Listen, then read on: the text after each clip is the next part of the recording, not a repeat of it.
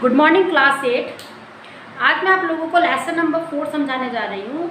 1 2 3 तो आपका first term में आएगा बेटा, और आपके पास 9 चैप्टर है तो आप उसको 3-3 करके डिवाइड कर दीजिए। तो फर्स्ट सेकंड थर्ड आपका फर्स्ट टर्म में, 4th 5th 6th आपका सेकंड टर्म में, और 7 8 9 आपका थर्ड टर्म में आ जाएगा बेटा। ओके, तो फर्स्ट टर्म का सिलेबस तो आप लगभग मेरा कंप्लीट हो चुका है। अब मैं आपके पास सेकंड टर्म का सिलेबस स्टार्ट कर रही हूँ। चैप्टर का नाम है atomic structure and it very important for you बेटा। ये जो आप एटॉमिक स्ट्रक्चर चैप्टर में जो पढ़ाने जा रही हूँ ये आपका बोर्ड तक का बेस बनेगा, तो इसको ज़रा ध्यान से अच्छे से आप समझ लें। मैं आपको पढ़ाने जा रही हूँ, चैप्टर का नाम है एटॉमिक स्ट्रक्चर। इसके बारे में मैंने कुछ इन्फॉर्मेशन लिखी है। जैसे चैप्टर स्टार्ट हुआ है, आप पहले चैप्टर को रीड कर लें, उसके बाद मेरा वीडियो देखें, आपको तब अच्छे से समझ में आ जाएगा कि चैप्टर के अंदर क्या हुआ, क्या पढ़ाया जा रहा है। ठीक है, सबसे पहले पढ़ाया गया, आपको बताया गया है मैटर के बारे में। तो मैटर के बारे में आप जानते हो, जो ऑक्यूपाई स्पेस करता है और जिसका कुछ ना कुछ मास होता है, उसको हम लोग मैटर कहते हैं। मैटर आपको सॉलिड, लिक्विड और गैसेस होती हैं, इसका टाइप्स हो गए। और हाँ, अगर मैं सॉलिड की बात करूँ तो सॉलिड आपका एटम से मिलकर बना होता है। तो आज हम उसी एटम के बारे में पढ़ने जा रहे हैं कि वो एटम का एक्चुअल में स्ट्रक्चर है कैसे करके। ठीक है, तो यहाँ पे देखो, जब एटम की बात आई होगी तो सब अलग अलग साइंटिस्टों ने, अलग अलग महर्षियों ने, अलग अलग लोगों ने अलग अलग बातें कही होंगी। तो हमारे पास भी बुक में दिया गया है, ये टॉपिक मैं आपके घर के लिए छोड़ रही हूँ, आप घर में पढ़ें आराम से, कि हमारे जो पुराने साइंटिस्ट थे या जो हमारे पुराने जो डेमोक्रेट्स रहे हैं, उन्होंने एटम को अलग अलग अणु, परमाणु के नाम से इसको डिफाइन किया गया है। थोड़ा सा आप देख लें, क्योंकि आज के टाइम पे हम इस लैंग्वेज में नहीं बोलते हैं, इस बारे में बात नहीं करते हैं, तो ये इसको अगर आप स्किप करना भी चाहो तो छोड़ सकते हैं ना। एक आए हमारे पास डेल्टन साइंटिस्ट ने अपनी एक थ्योरी दी, जो कि काफ़ी जो है काफ़ी मानी गई, काफ़ी समझी गई, काफ़ी लोगों को समझ आई, काफ़ी लोगों ने कहा ये काफ़ी सही थ्योरी है। लेकिन बाद में इसको भी थोड़ा सा डिनाई कर दिया गया, थोड़ा सा प्रॉब्लम इसमें भी आई। पहले हम देख लेते हैं कि इन्होंने हमको क्या थ्योरी दी थी। थ्योरी में आपको ब्लैक बोर्ड में आपको एज अ शॉर्ट में समझा रही हूँ कैसे लिखा था, क्या हुआ क्या थ्योरी में। सबसे पहले इन्होंने कहा कि जितना जो भी मैटर है, सारे के सारे मैटर एटम से मिलके बने हुए हैं। करेक्ट बात है, बिल्कुल करेक्ट बात है। दूसरी बात, केमिकली अलाइक मतलब अगर मैं एक एटम को दूसरे एटम के साथ कंपेयर करूं तो दोनों में कोई सिमिलरिटी नहीं है, दोनों बिल्कुल भी सिमिलर नहीं है, दोनों की केमिकल प्रॉपर्टी बिल्कुल अलग अलग है। That is called a chemically alike. Third कहा गया, अगर मैं दो एलिमेंट लेती हूँ, हाइड्रोजन और नाइट्रोजन, क्या उनके एटम आपस में सेम होंगे, एक जैसे होंगे? नहीं, दोनों के एटम डिफरेंट होंगे। Third point. फोर्थ पॉइंट ये कहा गया, आप एटम को किसी भी ऑर्डिनरी मीन से, यानी कि सिंपली आप एटम को कैन नॉट बी ब्रोकन, आप उसे तोड़ नहीं सकते। ठीक है, लास्ट हमारे पास सिंपल होल नंबर रेशियो। कभी भी एटम 1/2, 3/4, 0.005 इस तरीके से नंबरों में नहीं होता। सिंपल एक होल नंबर रेशियो होगा, 2 होगा, 3 होगा, 4 होगा, इस तरीके से होगा। नेक्स्ट रहेगा हमारे पास, जो कि बहुत इंपॉर्टेंट था और आज भी चला आ रहा है, यानी कि atom neither be created nor be destroy, ना तो इससे बनाया जा सकता है और ना इसे डिस्ट्रॉय किया जा सकता है, बस इसकी फॉर्म को वन स्टेट को दूसरी स्टेट में चेंज किया जा सकता है। तो यहाँ पे ये थे हमारे पास डेल्टन की एटॉमिक थ्योरी। इसके बाद अगर हम आगे चलते हैं तो आगे यहाँ कहा गया है हमारे पास सब एटॉमिक पार्टिकल। देखो, डेल्टन ने कहा था कि एटम को तोड़ा नहीं जा सकता, एटम एक सबसे स्मॉलेस्ट पार्टिकल होता है। यहाँ पे तक तो ठीक था, लेकिन उसके आगे थोड़ी सी बात बदल जाती है। वो क्या बात बदल, ओके बेटा, आगे देखते हैं बेटा। इसमें मैं आपको बताना चाहती हूँ एटॉमिक स्ट्रक्चर में एटम को मैंने कहा कि ब्रोकन लिखा था कि उसको ब्रोक नहीं किया जा सकता, लेकिन तोड़ा तो नहीं गया है। लेकिन एटम को जब हमने रिसर्च करके देखा तो एटम कैन बी डिवाइडेड, यानी it can be divided into 3 part. उसके सब एटॉमिक पार्टिकल्स थे, यानी एटम के सब एटॉमिक पार्टिकल कह लो बेटा आप, चाहे आप फंडामेंटल पार्टिकल कह लो, दोनों बातें सेम होंगी। यानी कि कुछ उसके सब एटॉमिक पार्टिकल्स थे जिनके नाम थे इलेक्ट्रॉन, प्रोटॉन और न्यूट्रॉन।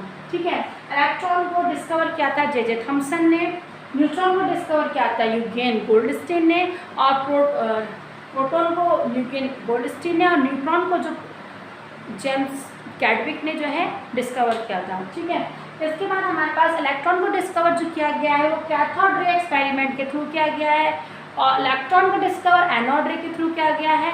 और नेक्स्ट हमारे पास लास्ट है न्यूट्रॉन को बम्बार्डिंग ऑफ अल्फा पार्टिकल से क्या किया, ये मैं भी आपको एक्सप्लेन करूँगी ना। इलेक्ट्रॉन पे नेगेटिव चार्ज है, प्रोटॉन पे पॉजिटिव चार्ज है, और न्यूट्रॉन पे कोई चार्ज नहीं होता। ये तो बेटा आज हमको मालूम है, हम सीधे सीधे पढ़ रहे हैं, लेकिन जिस टाइम पे रिसर्च की गई होगी सबसे पहले रिसर्च कर दी जे थॉम्सन ने। जे थॉम्सन ने क्या करा, एक गैस को पास कराया एक ट्यूब के अंदर से, जिसे कहा जाता है कैथोड रे ट्यूब। इसमें उन्होंने क्या करा, इधर से एक प्लेट लगाई, इलेक्ट्रिक फील्ड पास किया, ठीक है। इधर से आपके पास एक चार्ज पार्टिकल था, यहाँ पे स्क्रीन लगाई, उस स्क्रीन को कहा जाता है फ्लोरोसेंट स्क्रीन, ठीक है।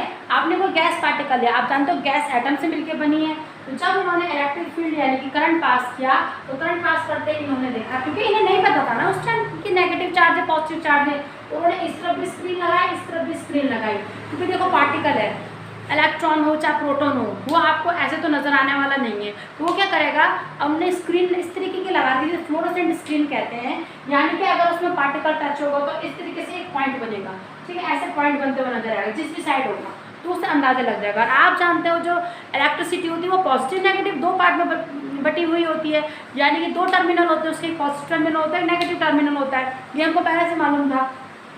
तो अब इन्होंने क्या करा, जैसे ही गैस पास कराया, दोनों तरफ स्क्रीन लगा रखी है, स्क्रीन लगाने के बाद इन्होंने देखा इलेक्ट्रिसिटी पास करते ही कि कुछ एटम एकदम से टूटे, और एटम के टूटते ही साथ वो किसकी तरफ माइग्रेट होने शुरू हो गए, पॉजिटिव चार्ज की तरफ। अब पॉजिटिव चार्ज की तरफ कौन सा जाएगा बेटा, पॉजिटिव चार्ज की तरफ। नेगेटिव ने जाना था, तो इन्होंने देखा कि उसमें से कुछ पार्टिकल निकल रहे हैं, और वो किसकी तरफ जाके कौन सी स्क्रीन पर टकरा रहे थे, पॉजिटिव वाली स्क्रीन की तरफ, टर्मिनल की तरफ जा रहे थे। तो इन्होंने ये समझ में आया कि जो पार्टिकल है ये क्या है, नेगेटिव चार्ज है, क्योंकि नेगेटिव का पता लग चुका था, तो हमारे पास पॉजिटिव का पता लगाना कोई बहुत बड़ी बात नहीं था, क्योंकि इनको ये पता था कि जो एटम होता है वो न्यूट्रल होता है। याद रखना बेटा, एटम इलेक्ट्रिकली न्यूट्रल होता है, उसमें अपना कोई चार्ज नहीं होता, यानी कि ना तो वो पॉजिटिव होता है ना वो नेगेटिव होता है, ठीक है। तो इन्होंने देखा कि अगर इसमें से कोई जो हमारे पास से यूजीन गोल्डस्टीन, इन्होंने देखा कि अगर प्रोटॉन के बारे में पता लग चुका है, कि वो इलेक्ट्रॉन के बारे में पता लग चुका है कि वो नेगेटिव चार्ज है, तो उन्होंने तुरंत एक्सपेरिमेंट करना शुरू करा, ये पता लगाना शुरू करा कि अगर नेगेटिव चार्ज है तो ऑब्वियसली से बात है इसमें कोई पॉजिटिव चार्ज भी ज़रूर होगा, तभी जाके हमारा एटम क्या है, न्यूट्रल है। तो उन्होंने टेस्ट करा एनोड पे, सेम इसी तरीके से एक्सपेरिमेंट को किया, और नेगेटिव साइड, पॉजिटिव साइड में और नेगेटिव साइड में फ्लोरोसेंट स्क्रीन लगाई, और उन्होंने देखा कि रेस निकल के किस तरफ टकरा रही हैं, नेगेटिव साइड में टकरा रही हैं, तो इन्होंने उसको नाम दिया ये क्या है, प्रोटॉन है। दोनों के मासेस अलग अलग थे, ठीक है। नेक्स्ट इसके बाद आ जाता है न्यूट्रॉन के बारे में।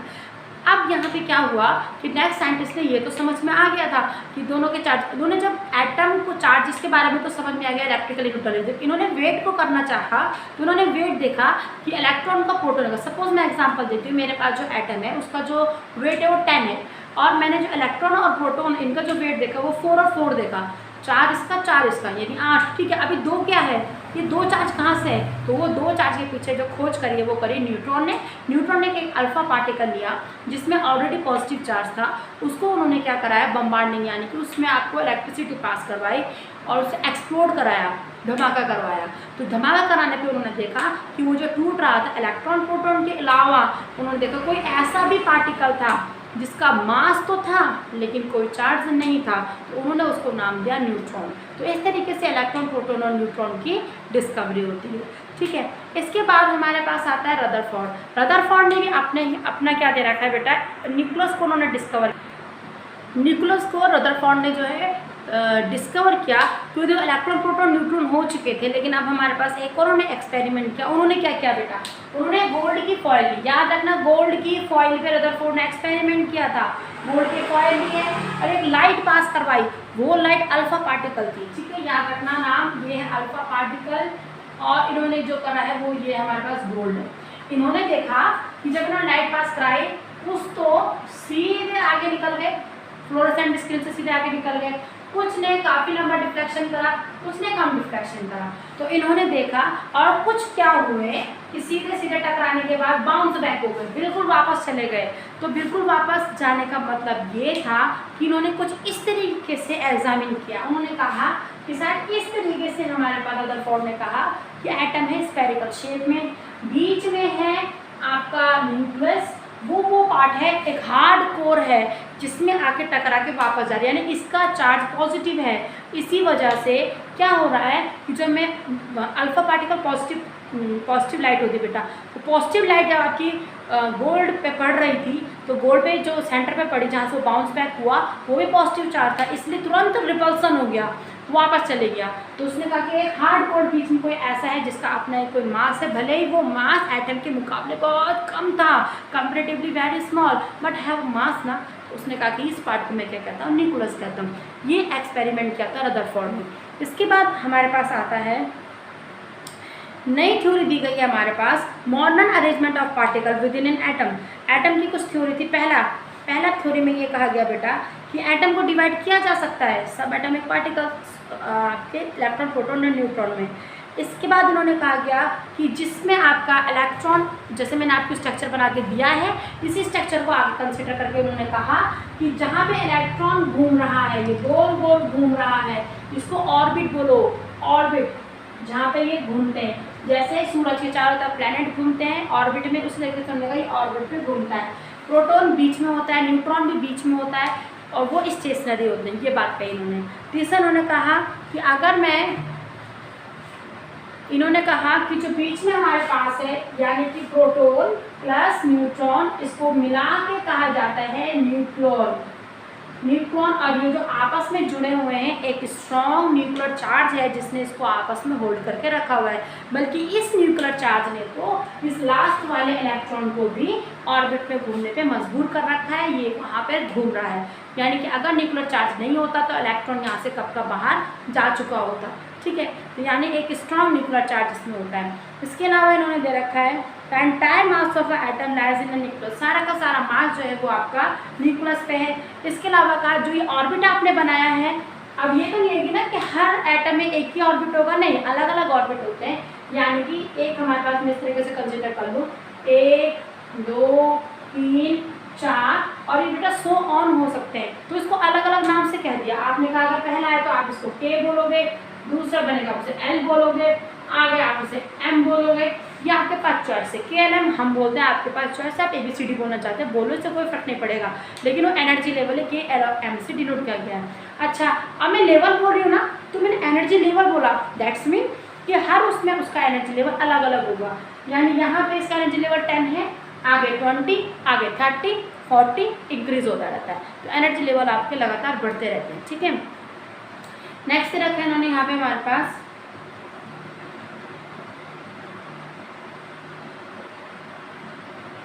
जैसे मैंने आपको बताया दिया, आप इंक्रीजिंग में चलेंगे बेटा, जो न्यूक्लियस के पास होगा उस पर एनर्जी जो है, अमाउंट ऑफ एनर्जी जो है कम होगी, जो दूर होता चला जाएगा उसकी एनर्जी थोड़ा बढ़ती चली जाएगी। ओके, और याद रखेंगे आप, एटम हमारा इलेक्ट्रिकली न्यूट्रल होता है। इलेक्ट्रिकली न्यूट्रल इसलिए होता है क्योंकि जितना उसमें प्रोटॉन होगा उतना ही उसमें न्यूट्रॉन, जितना उसमें प्रोटॉन होता है उतना ही उसमें इलेक्ट्रॉन भी होता है। इलेक्ट्रॉन प्लस प्रोटॉन, इसी वजह से वो क्या हो जाता है, आपका इलेक्ट्रिकली न्यूट्रल हो जाता है। आगे हम इसमें देखेंगे किस तरीके से अरेंजमेंट की गई है, अरेंजमेंट के बारे में हम थोड़ा देखते हैं। ओके बेटा, आगे देखते हैं हम लोग अरेंजमेंट ऑफ इलेक्ट्रॉन के बारे में, कि इलेक्ट्रॉन को अरेंज किस तरीके से किया जाएगा। अगर एक एटम के अंदर या सेल के अंदर मैं बात करूं अरेंजमेंट करने की, तो आपके पास एक फॉर्मूला होता है बेटा। पहले आप ये समझ लो कि सेल है क्या। देखो आपके पास मैंने अभी आपको ऑर्बिट बना के दिखाया था ना, इस तरीके से ये आपके सेल होते हैं बेटा। ठीक है, इनका सबका एनर्जी लेवल अलग अलग होता है। ठीक, जैसे मैं लिखती हूँ KLMN, मैंने ब्लैक बोर्ड पे आपको दिखाई दे रहा होगा, तो K को आप 1 बोलो, L2 M3 ऐसे करके सो ऑन। ठीक है, तो यहाँ पे आपके पास एक फॉर्मूला रखा गया है 2n का स्क्वायर। यहाँ पे n आपका नंबर ऑफ सेल हो जाएगा। अगर आप पहले राउंड में घूम रहे हैं तो n = 1, अगर दूसरे राउंड में भरना है तो n = 2। इस तरीके से देखो यहाँ पे मैंने फॉर्मूले को सॉल्व करके आपको दिखा रखा है। ठीक, इसके बाद आ जाता है हमारे पास एटॉमिक नंबर। ठीक है, ये क्लास 7 में हम लोगों ने पढ़ा था, फिर हम रिपीट कर रहे हैं एटॉमिक नंबर के बारे में। तो एटॉमिक नंबर इक्वल टू होता है हमारे पास कितने उस एटम के अंदर इलेक्ट्रॉन या कितने उसके अंदर प्रोटॉन प्रेजेंट है, उसको नंबर एटॉमिक नंबर कहा जाता है। ठीक है, सपोज जैसे मैं एग्जांपल देती हूँ, हाइड्रोजन के अंदर एटम 1 है, तो उसके अंदर एटॉमिक नंबर कितना हो गया 1। ऑक्सीजन के अंदर कितने हैं 8, तो उसका एटॉमिक नंबर कितना हो गया 8। इलेक्ट्रॉन के बारे में, इलेक्ट्रॉन भी 8 है, प्रोटॉन भी 8 है, और इस हिसाब से उसका एटॉमिक नंबर भी 8 हो जाएगा। सोडियम के अंदर हम लिखते हैं 11, तो सोडियम का जो एटॉमिक नंबर है वो 11 है, यानी इसके अंदर नंबर ऑफ इलेक्ट्रॉन भी 11 है और प्रोटॉन भी 11 है, बट डिफरेंट डिफरेंट चार्जेस के साथ। ठीक है, अब आ जाती है मास नंबर के बारे में। तो मास नंबर किसको कहा जाता है, वैसे याद रखना एटॉमिक नंबर को Z से डिनोट करते हैं। यहाँ पे मास नंबर के बारे में बात करते हैं। मास नंबर को A से डिनोट किया जाता है, और मास नंबर को आपको सम करना पड़ेगा, यानी आपको सम करना पड़ेगा प्रोटॉन का और प्लस सम करना पड़ेगा न्यूट्रॉन का। जब आप प्रोटॉन और न्यूट्रॉन को जोड़ दोगे तो आपके पास बन के आएगा, उसे हम लोग कहते हैं मास नंबर। मैं आपके पास कुछ आपको एग्जाम्पल से समझाती हूँ, देखेंगे यहाँ पर ब्लैक बोर्ड की तरफ। सपोज इस तरीके से लिखा गया है कि आपके पास कोई एलिमेंट है, लिखा है x और यहाँ पे लिखा है 12, यहाँ पे लिखा है 24, और अब आपसे बोला जाता है कि बेटा इसका एटॉमिक नंबर बताओ, इसका मास नंबर बताओ, कितने इलेक्ट्रॉन है, कितने प्रोटॉन है, सारी चीज़ इन्फॉर्मेशन आपको इसमें देनी है। तो देखो आप इसको सॉल्व कैसे करोगे। सबसे पहले जो नीचे लिखा हुआ है इसको कहा जाता है atomic number.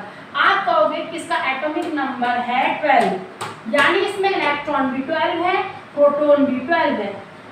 Is that clear? और इसको कहा जाता है मास नंबर, जो ऊपर लिखा गया है उसको कहा जाता है मास नंबर। दैट्स मीन आप बोलोगे कि A इक्वल टू हमारे पास कितना है 24। अच्छा, अब हमको क्या निकालना है, हमको निकालना है न्यूट्रॉन। न्यूट्रॉन कैसे, न्यूट्रॉन को पता कैसे चलेगा, आपके पास फॉर्मूला था A equal to P plus N। A की जगह 24 रखते हैं, P की जगह 12 रखते हैं और N की जगह N, तो N इक्वल टू हो जाएगा 24 माइनस 12 यानी कि 12। अगर किसी को इतनी लंबी कैलकुलेशन ना आए तो वो बच्चा क्या करेगा, इसको इससे माइनस कर देना, आपका एट मास नंबर को एटॉमिक नंबर से माइनस कर देंगे आप, तो सिंपली आपका न्यूट्रॉन निकल जाएगा। ओके बेटा, अब हम चलते हैं आगे। आगे हमारे पास दिया गया है एटॉमिक नंबर एक्सप्लेन हो गया, मास नंबर एक्सप्लेन हो गया, कुछ ड्रॉबैक दे रखी है हमारे पास। तो ड्रॉबैक दे रखी है, यानी कि इसको चलो फिलहाल छोड़ देते हैं यहाँ पर, it's not so important, just let it be. अब हमारे पास है फॉर्मेशन ऑफ आयन, कि आप किस तरीके से एनायन और कैटायन की फॉर्मेशन करते हैं उसको हम पढ़ते हैं। ठीक है, एनायन और कैटायन बनते किस तरीके से हैं।